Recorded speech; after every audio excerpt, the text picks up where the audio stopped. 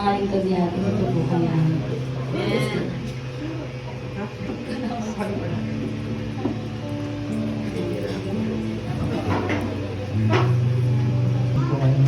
Kasi din po, gusto, para Jessica, basta lang, para gusto din po. At sa inyo lahat po mga kapatid,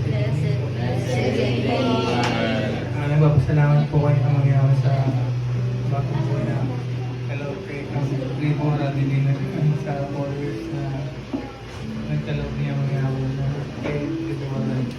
At sa ika-apat na taon na Virgin Libora din kaya sa mga biyaya at pagpapala na pinagkakalaw niya sa aming pamilya. At thank you rin po kayo mangyayari sa mga kapatiran na sumusuporta sa pamilya namin upang turuan kami at patuloy namin maalagaan siguro na